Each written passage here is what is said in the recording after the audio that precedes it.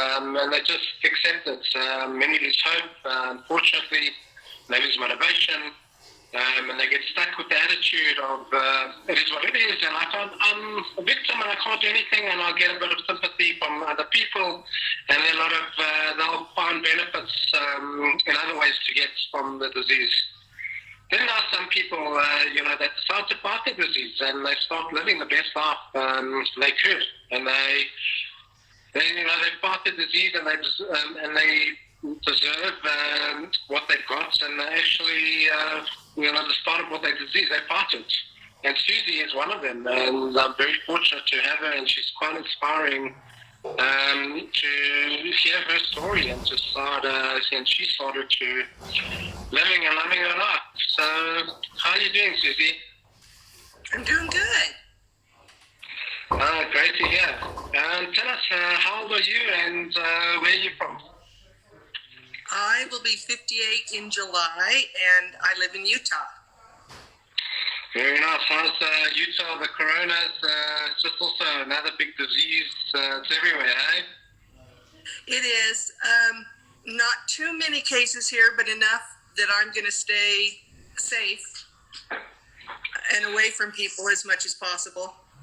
Yeah, yes, the social distancing, I think, is a must these days, especially. And tell us what work do you do? I am a cemetery sexton, so I work in a very small cemetery. I dig graves and have funerals and just maintain the cemetery. Sure, it must be quite a bit of physical work, I imagine. Yes, a lot of physical work. And I'm sure that has some impact. I mean, you've got to be reasonably strong. You have to be reasonably healthy to be able to manage your job properly. Yeah, I wouldn't have been able to do this 2 years ago. So, wow, yeah. I'm very grateful to be able to do it. Yeah, definitely. It's, it's to be able to do something that you're able to, and you're healthy enough, it's a huge blessing. I mean, and obviously it boils down to different choices, choices of one makes during a life. What other hobbies? What else do you like to do for fun? Fun. I just have a lot of people here at my house, so that's the fun. In my spare time, if I get a chance, I really like doing genealogy and researching people. I've researched a lot of people in the cemetery where I work and found over 1,000 obituaries from the past.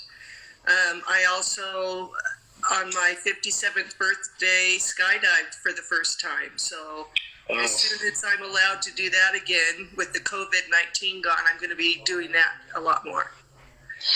Wow, that's quite amazing. I mean, skydiving, I've also actually managed to take that leap. It must have been absolutely amazing for you as well.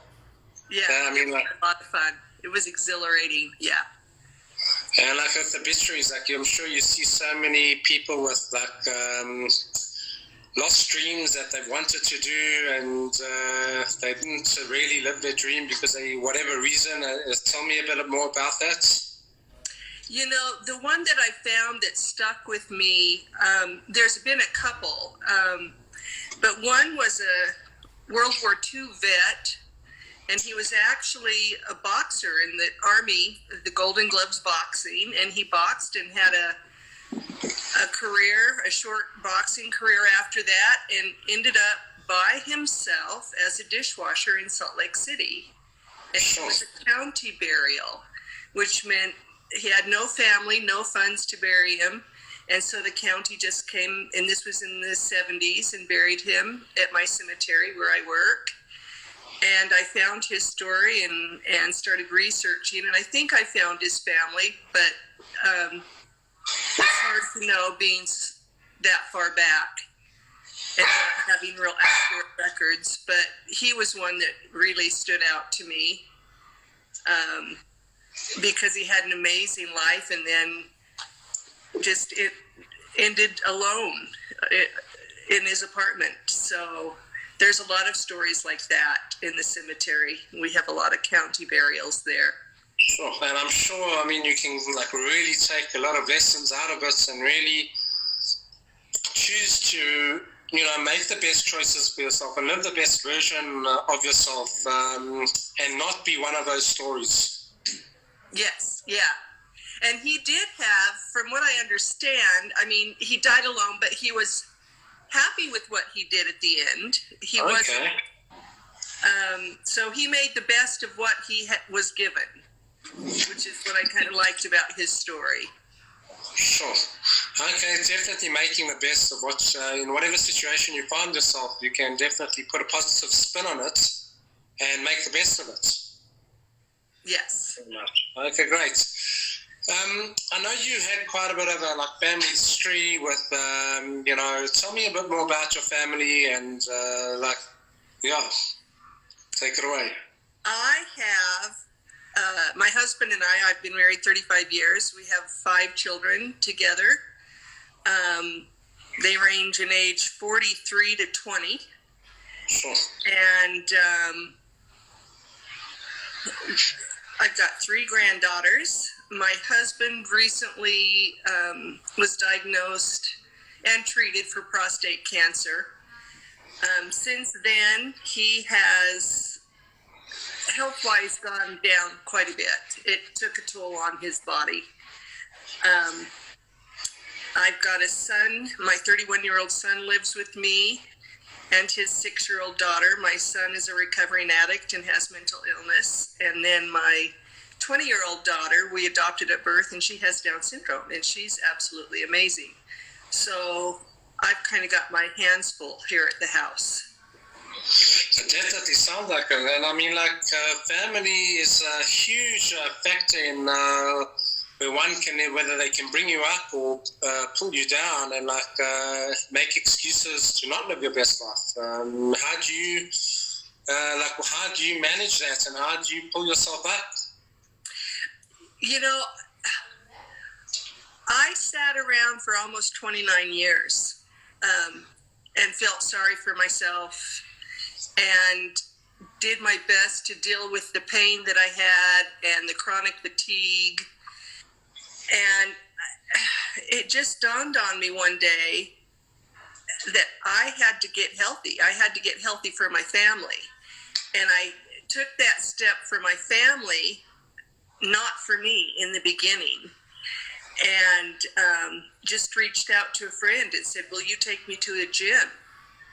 And that's where it all started. And then I realized that I felt better and wanted to continue doing it. But now I'm doing it for me. And that then goes back to my family, that I'm able to take care of them better as well. Definitely, it feels like you're doing it for the right motivation now. I mean, yes, your family is definitely the right motivation, but it's hard to do it for someone else. It's very draining, so to speak, to keep doing it for someone else. But once you have that attitude of doing it for yourself, it becomes a lot easier. Am I correct? Oh, very much so. Yeah, I really enjoy working out now. And tell us about, you suffered quite badly from fibromyalgia. How did you, tell us a bit about that. It all happened in July of 1989. I was at my grandmother's funeral in Colorado, and my body shut down.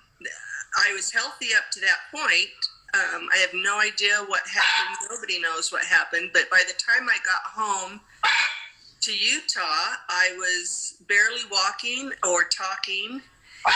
And they put me in the hospital right away. And once I was there, they had to intubate me. I was there maybe a week. I don't know how long. And my life changed forever then. And they couldn't ever diagnose me at the beginning. They had no idea what happened. They tested me for all kinds of things and ruled out a lot of different things. And finally, I was diagnosed with fibromyalgia and chronic fatigue.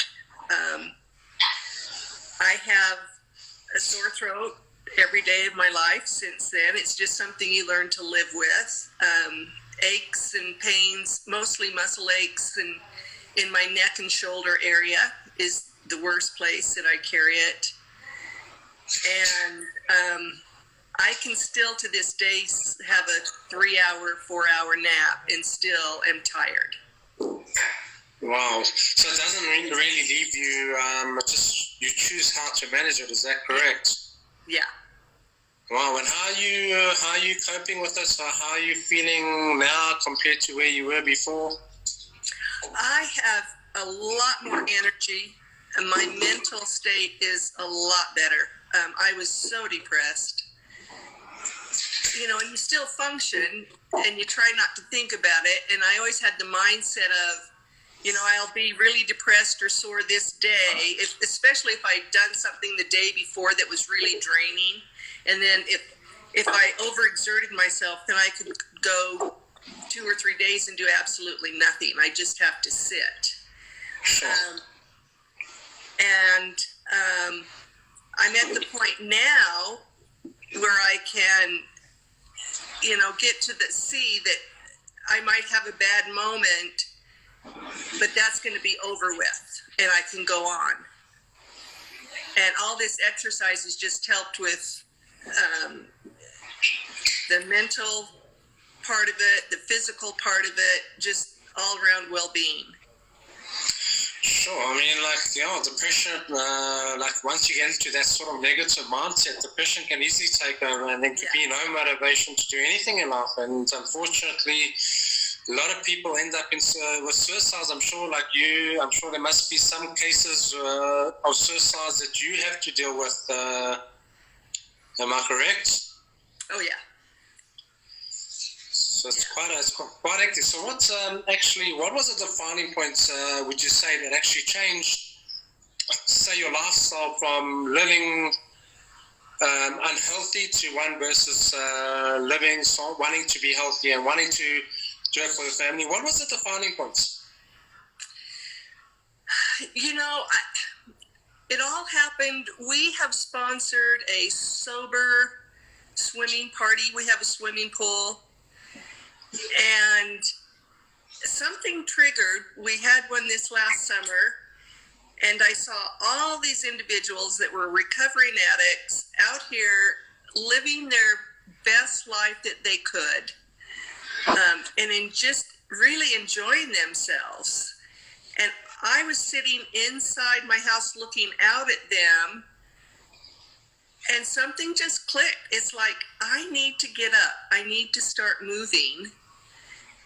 And so I did. That's when I reached out to it was one of my son's friends who's an actual bodybuilder. I had no business going to the gym with a bodybuilder 2 years ago, but I reached out to him, and I'm so grateful that he said, yes, I'll take you to the gym. And I was absolutely clueless, but it slowly progressed into where I'm at today. Sure, it's amazing. Obviously, everyone has a starting point, and everyone feels clueless, at some points. And a lot of people give up at that, before they even really start. What made you, when you felt clueless, what made you decide to kick on and, persevere? I don't know. I just looked at my family. I just kept looking right then. It wasn't for me then. I was afraid to be gone for my family. My son had gone through a difficult custody battle for his daughter. We fought really hard to get her here and keep her safe. And I just really felt the need to be present for them for as long as I possibly could. Sure, it's really taking care of the ones you love. It's vital for, not for you, for people, and not being dependent or reliant on other people. Is that have I got you there? Yes. Sure. And then what positive impact that once you made that change and started going to gym and you started getting into it, and what are the benefits or impacts that you've seen in your life from it? Oh my gosh. Well, I've lost 30 pounds. the highest I ever weighed was 211, and I was absolutely devastated. When I started this journey, I was at about 190. So just feeling so much better physically leads to you feeling better emotionally and mentally. And then you get in that habit. And before COVID-19 started, I was going to the gym 3-4 times a week and working out on the ball here at home. So I really enjoyed it. I liked going. Sure. And now talking about the ball, what encouraged you to message me on Instagram? I followed you. I started this health page right when I started this journey, and I wanted it more to be accountable for myself and to be able to look back and see what I'd done. And I'm not sure how I found your page, but I started following you, and I started asking you little questions, messaging you little questions, like, can you lay on the ball, or how, But then one day I saw you had posted a picture of a woman about my age who was standing on the ball. And I thought, I wonder if I can do that. And that's when I finally, asked about training and can I do this? So now you've been training, I'd say, a couple of months, give or take, with me, and you had a goal to stand on the ball, and now you can, and which is really difficult. I mean, for those who don't know, standing on the ball, if you're not used to it, it's really difficult. Muscles, different muscles at play, and speed. As you said, you with your age, people think, how can you, whatever the case is, only maybe acrobats, whatever the case is. Describe the feeling for you. I mean, once you first stood on it, for the viewers, and how it's, what it did for you. The very first time I got up, and I didn't stand completely upright, but I knew I was on the ball with 2 feet, and it was exhilarating. It was so exciting, and it was terrifying at the same time because I didn't know what to do after that point. So it's like I didn't know how to get down. I didn't know how to move. So it was really fun to be able to do that, and exciting. Now I'm at the point where I can actually stand up and stay on the ball for a few seconds. I'm still working on getting down gracefully, but I can get down without falling, and that's a good thing.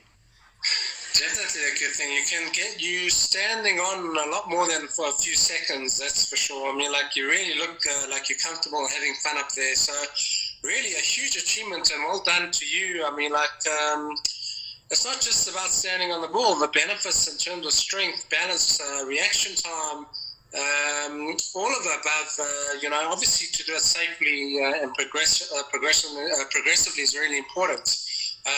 But I mean, it takes tremendous amount of courage and willpower to want to even go there. Yeah, a lot of courage, because it's frightening. It was really scary. I've actually only fallen hard twice, and that was at the very beginning, and it wasn't when I was trying to stand up. It was doing other things. But the thought of falling and hurting myself or breaking something at my age is a real concern. Of course. So to be able to do that, but I've realized in working on the ball, my core strength has gotten so much better. My legs have gotten a lot stronger, but my balance is a lot better, and my reaction time. All that has come into play, not just on the ball, but in everyday areas. Living, yeah, and that's what I try and with the training, trying to impress upon people that it's as fun as it is, and you need to get out of your comfort zone in any area. I'm not talking about just training, for sure training, but I'm saying you need to get out of your comfort zone to grow. And what the ball does, it physically takes you out of a comfort zone, and actually mentally prepares you to get out of the comfort zone in any other areas. And it's the same concept with, like your reaction time and your balance, improving it, not just for on the ball, but for everyday life. I mean, avoiding falls. People, fall unfortunately often, and they break their hip bone or they break something, and they, if they're elderly, they go to a hospital and they could die of secondary infection. There are a lot of stories like that. I'm sure you working at a cemetery can testify to that. Yeah, a lot of the elderly, it's hard because they are fragile and brittle. Yeah. And I know with the ball, doing exercises and the stretch, I really enjoy the stretches because they have decreased my back pain a lot. So besides all of the other benefits, it has also helped with my back pain. Amazing. I'm glad I had a small part so far to play in your journey, with helping you, conquer, manage fibromyalgia and conquer being healthy and really living your best life and getting and being able to do what you choose to do, instead of being told what to do because either your back's too sore or you don't have the energy or you don't have the confidence or whatever the case is. Just tell me a couple examples how it's got you out of your mindset and trying to do. I know you like to try new things now. Tell me a bit about that. One of the things that comes up is my son went on a hike up a mountain and he lost his wallet. And like the good mom I am, I drove him back up to that mountain and I had to hike up the mountain with him and up the boulders. And I would not have done that 2 years ago. I couldn't have done that 2 years ago. And I couldn't have balanced myself on those boulders and been as confident about going up the side of the mountain had I not been exercising and doing all the ball stability work. I know I couldn't. That was something I thought of when I was walking up that hill, is I couldn't have done this 2 years ago.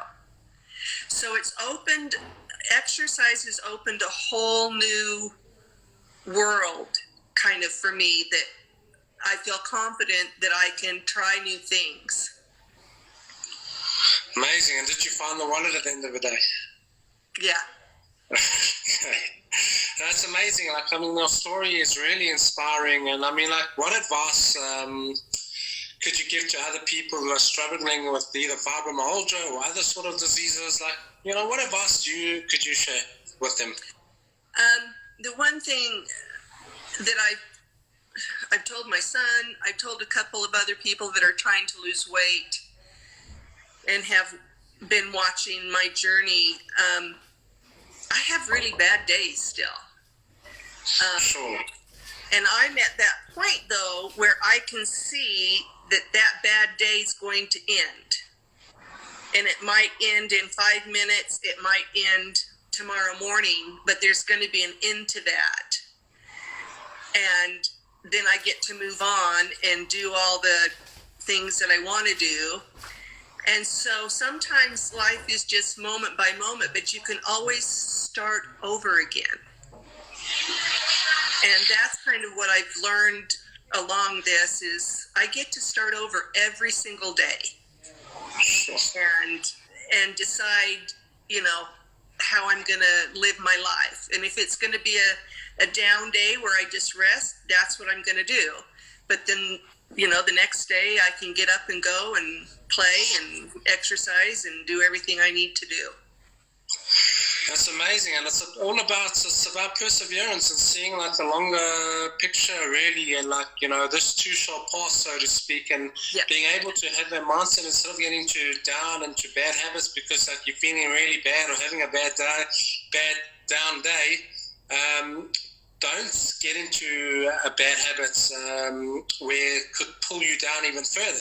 Yeah, and that's really easy to do. Yeah, for sure. So really, thank you, Susie. I really appreciate your time, and your story really is inspiring. And I just, I just to all the viewers out there, people who watch, you don't need to wait, till you later in life when you're older to make a change. Don't wait till when you're sick and tired of being sick and tired. Start when you're young. Start investing in your health. When you're younger, so you're able to have all those different options available to you in a positive way. Yes. Well, I really appreciate your time, Susie. Thanks so much, and well done. Continue your journey. Just keep going, keep pushing. I know you will, and really, well done. Thank you. It's been a fun journey with you. Definitely. We'll see where it goes to. Okay, sounds good. Great. Take care. You too. Bye-bye. Bye-bye.